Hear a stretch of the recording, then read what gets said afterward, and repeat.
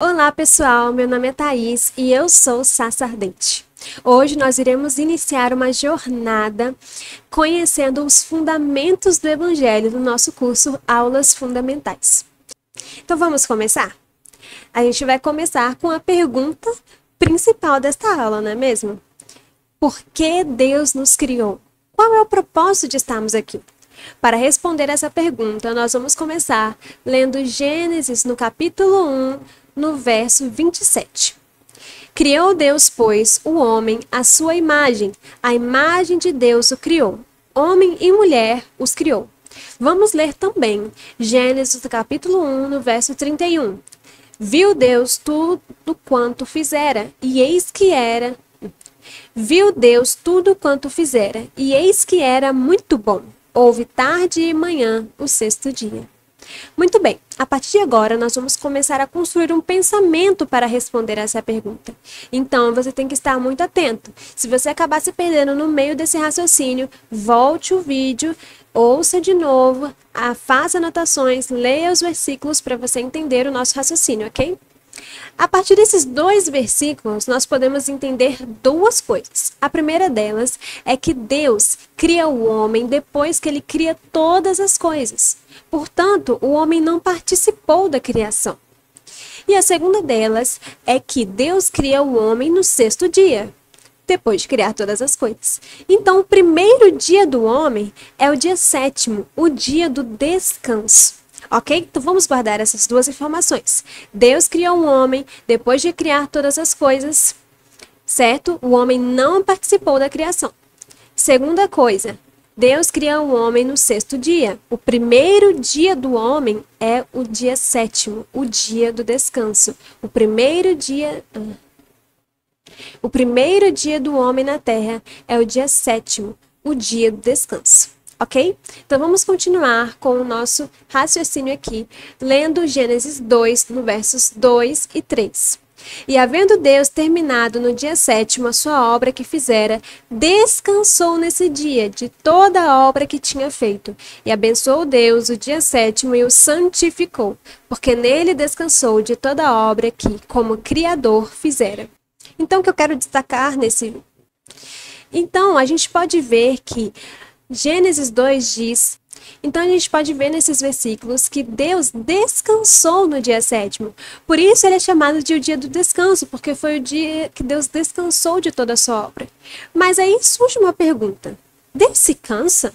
Será que Deus é como nós, que depois de um dia de trabalho puxado, a gente só quer chegar em casa, deitar na cama, dormir, descansar? Será que é isso?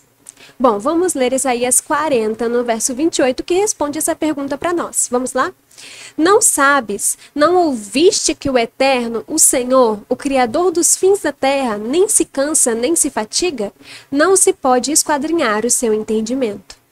Muito bem, então Isaías responde para a gente, Deus não se cansa, ele não é como nós. Então por que Gênesis 2 diz que Deus descansou? Bom, a resposta para isso é simples. O entendimento da Bíblia sobre descanso não é só sobre o nosso entendimento. O entendimento da Bíblia sobre descanso não se trata de um descanso físico, mas o entendimento da Bíblia sobre o descanso, se refere a desfrute. Então, quando a Bíblia diz que Deus descansou no dia sétimo, ela quer dizer que no dia sétimo Deus desfrutou da sua obra. Deus desfrutou da sua criação. Certo? Então vamos guardar essa informação. Agora vamos ler Gênesis no capítulo 3, no versos... Agora vamos ler Gênesis no capítulo 3, verso 8.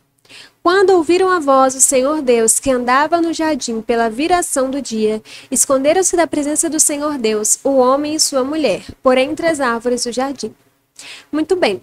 O que eu quero frisar aqui é o início do versículo que diz que Deus andava no jardim pela viração do dia. Então, Deus todos os dias descia ao jardim do Éden para desfrutar da sua criação, para desfrutar do homem. E é aqui que nós chegamos à resposta da nossa pergunta. Qual é o propósito eterno de Deus? Relacionamento. Esse é o propósito eterno de Deus. Como a gente viu nesse raciocínio que a gente construiu, o homem não foi criado para fazer coisas, apesar de que ele fazia, mas esse não foi o propósito. Porque o homem foi criado depois que Deus criou todas as coisas, o homem não participou da criação. O primeiro dia do homem foi o dia em que Deus desfrutou da sua criação, incluindo o homem, e Deus todos os dias descia ao jardim para desfrutar do homem. Então, o propósito de Deus para nós é se relacionar conosco. Porque Deus é um Deus relacional. Já parou para pensar o que Deus fazia na eternidade antes dele criar todas as coisas? Eu creio que Deus estava em comunhão com Ele mesmo. Não é à toa que Deus é 3 em 1.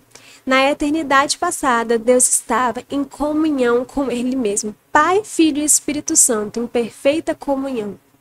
E Deus nos cria então para se relacionar conosco, para derramar de tudo que Ele é sobre nós. Vamos ler 1 Coríntios, no capítulo 13, no versos 4 e 5. O amor é paciente, é benigno. O amor não arde em ciúmes, não se ufana, não se ensoberbece, não se conduz inconvenientemente, não procura os seus interesses, não se exaspera, não se ressente do mal. O amor que Paulo está descrevendo aqui é o Deus. Deus é o próprio amor. Aqui Paulo está descrevendo as características do amor. E uma das características é muito interessante, no verso 5, que diz: não procura os seus interesses. Quando Deus criou o homem e a mulher, Ele não estava procurando os seus próprios interesses. Ele não nos criou para suprir alguma carência dele, porque Deus já é suficiente em si mesmo. Ele não precisa de nós. Então Deus nos criou porque Ele queria derramar de quem Ele é, do seu amor, da sua graça, da sua bondade sobre nós. Esse é o propósito eterno de Deus. Deus queria relacionamento. Para deixar isso mais claro ainda, vamos ler João 17, no verso 3. E a vida eterna é esta, que te conheçam a ti, o único Deus verdadeiro, e a Jesus Cristo, a quem enviaste. Esse capítulo de João 17 vai nos trazer a oração sacerdotal de Jesus. É a oração que Jesus fez no Monte das Oliveiras antes de ele ir para ser crucificado. E no verso 3, Jesus já disse: a vida eterna é esta, que conheçam a ti, o único Deus verdadeiro, e a Jesus Cristo, a quem enviaste. Então essa é a vida eterna, conhecer a Deus, se relacionar com Deus. É isso que Deus deseja. Quando Ele nos criou, Ele queria derramar de tudo que Ele é sobre nós. Esse é o propósito eterno de Deus para a nossa vida. Porque isso é se relacionar. Se relacionar é você derramar sobre o outro de você, derramar o seu amor, a sua graça, né? A sua gentileza. É se deixar conhecer. Isso é relacionamento, não é verdade? Então foi esse o propósito de Deus em nos criar. Quando estivermos lá na eternidade com Cristo, nós não vamos ficar somente cantando santo, santo, santo, santo eternamente. Não que não vamos fazer isso, é claro que vamos fazer. Mas o propósito da eternidade que vamos estar fazendo é conhecer a Deus por toda a eternidade. Porque Deus é infinito. Então vamos estar infinitamente conhecendo esse Deus tão maravilhoso e perfeito. Amém? Então, agora que nós entendemos o propósito eterno de Deus, nós vamos partir para o próximo questionamento dessa aula, que é: como Adão e Eva conseguiam se relacionar com Deus no Éden? Eu sei que você pode estar achando estranho uma pergunta como essa, mas é uma pergunta muito importante. Como Adão e Eva conseguiam se relacionar com Deus no Éden? Eu sei que o nosso entendimento de conhecer hoje em dia é muito raso. Quando você pergunta para alguém: você conhece fulano? Essa pessoa fala: eu conheço sim, eu sei quem ele é. Ou seja, essa pessoa não conhece fulano, ela só sabe quem é fulano. Mas ela fala que conhece fulano. Mas o entendimento da Bíblia de conhecer é mais do que saber quem ele é mais do que ter trocado algumas palavras. O entendimento da Bíblia de conhecer é se relacionar de forma profunda com aquela pessoa. Isso é conhecer na Bíblia. Como alguns de nós dizemos, existe diferença de colega e amigo, certo? Então, para a gente entender como Adão e Eva conseguiam se relacionar com Deus no Éden de forma íntima e profunda, nós vamos começar lendo alguns versículos. Vamos lá, a gente vai ler primeiro Gênesis 1, 26, somente a parte A do versículo. Também disse Deus: façamos o homem à nossa imagem, conforme a nossa semelhança. Vamos ver também o verso 27. Criou Deus, pois, o homem à sua imagem. A imagem de Deus o criou. Homem e mulher os criou. Então, aqui a Bíblia já nos traz a resposta. O homem e a mulher conseguiam se relacionar com Deus intimamente no Éden, porque eles foram criados à imagem e semelhança de Deus. O que é imagem e semelhança? Significa que eles foram criados com a mesma natureza de Deus, com a mesma essência de Deus. Vou te dar um exemplo para você entender melhor. Um pai e um filho. O filho carrega o DNA do pai, certo? Então o filho carrega a essência biológica do pai dele. Da mesma forma, toda árvore tem a sua própria natureza. Tem árvores que são macieiras, tem outras que são laranjeiras, tem outras que são bananeiras, certo? Cada árvore tem a sua natureza. Então, da mesma forma, o homem e a mulher foram criados com a natureza de Deus. Antes de Deus soprar o seu sopro de vida sobre o homem era apenas barro. Mas quando Deus soprou, o homem passou a ser alma vivente. E é por isso que o homem e a mulher conseguiam se relacionar plenamente com Deus. Porque nós só conseguimos nos relacionarmos plenamente com alguém quando nós temos a mesma natureza dessa pessoa. Eu sei que você acha que você tem um ótimo relacionamento com o seu cachorro ou o seu animal de estimação. Mas a verdade é que, segundo a Bíblia, você não consegue ter um relacionamento íntimo com esse animal. É claro que nós podemos nos entendermos, né, em certa medida com um determinado animal. É claro que nós podemos nos entender em certa medida, né, com seres de outras naturezas, como nosso cachorro, nosso gatinho, mas nós não conseguimos ter um relacionamento tão profundo e íntimo com eles quanto nós temos com outro ser humano. Por quê? Porque não somos da mesma natureza. Até os animais têm natureza diferentes. O cachorro tem a natureza de cachorro, o gato tem a natureza de gato, e assim vai indo. Então, o homem e a mulher conseguiam se relacionar plenamente com Deus no Éden, porque eles tinham a mesma natureza de Deus. E é aí que nós entramos no ponto central. Porque o que aconteceu no Éden? A queda do homem. Quando o homem cai, ele perde a natureza de Deus. E agora ele passa a ter uma natureza pecaminosa. E ele não pode mais se relacionar plenamente com Deus, porque o pecado é contrário à natureza de Deus. O pecado é como um muro que separou Deus do homem. E agora o homem pecador estava impedido de cumprir o propósito eterno para o qual ele foi criado. Então, o que Deus fez? Enviou o seu Filho amado para morrer por nós na cruz. É através do sacrifício de Jesus que nós ganhamos uma nova natureza, que o nosso espírito, que antes estava morto, separado de Deus, ganha nova vida. E, a partir disso, podemos nos relacionar com Deus novamente. A salvação é uma correção de rota. Ela é uma correção para nos levar ao propósito original para o qual fomos criados. Eu sei que muitas vezes nós podemos achar, muitas vezes você pode ouvir em muitas igrejas, que o propósito de Deus é salvar o homem. Mas isso não é verdade, porque o homem não foi criado perdido. O homem foi criado à imagem e semelhança de Deus. A salvação é uma correção de rota, e com isso eu não estou tirando o mérito e o quão preciosa é a salvação. Mas eu estou dizendo que a salvação não é o fim da linha, que a partir de agora, que somos salvos por Cristo Jesus, nós temos um propósito eterno para viver com Ele. O propósito de conhecer a Ele a cada dia mais. Vou te contar uma história para você entender. Vou te contar uma história. Uma vez tinha um menininho que ele tinha um barco de brinquedo. E era um barco muito bonito, ele amava aquele barco. Mas um dia, numa tempestade, ele acabou perdendo esse barquinho na chuva. E depois de muitos anos, ele passa em frente a uma loja de artefatos.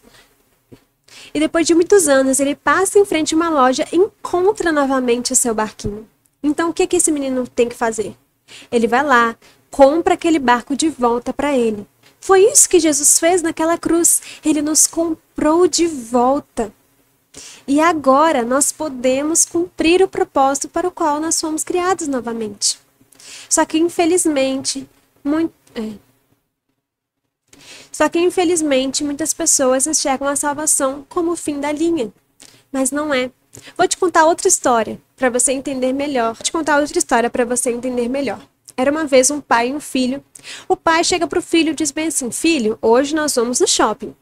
Mas espere um pouquinho aqui que eu preciso ir ali no escritório resolver algumas coisas. Enquanto isso, fica quietinho, não vai brincar no quintal, tá bem? Mas enquanto o pai tá lá no escritório, chega um amiguinho do filho, chama ele e fala bem assim: não tem problema não, você não vai se sujar. Vamos até o quintal brincar. Então o menininho vai até o quintal para brincar. E o que acontece? Ele se suja. Então o que o pai tem que fazer agora para levar o menininho no shopping? Ele precisa dar um banho no menino, precisa limpar aquele menino, para então conseguir levar ele ao shopping. Só que tem muitos cristãos hoje que ficam tão entretidos com o banho que se esquecem do propósito para o qual eles estão tomando aquele banho, que é ir ao shopping. Então, meu irmão,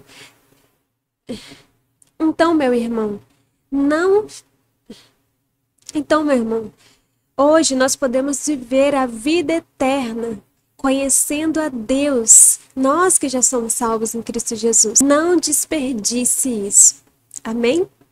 Para terminar, eu quero ler com você um versículo que está em 1 João, no capítulo 3, no verso 1, que diz: vede que grande amor nos tem concedido o Pai, a ponto de sermos chamados filhos de Deus. E, de fato, somos filhos de Deus. Por essa razão, o mundo não nos conhece, porquanto não o conheceu a Ele mesmo. É muito precioso esse versículo, porque João diz que grande amor nos tem concedido o Pai, a ponto de sermos chamados filhos de Deus. E, de fato, somos filhos de Deus. Deus não está fingindo que você é filho dele.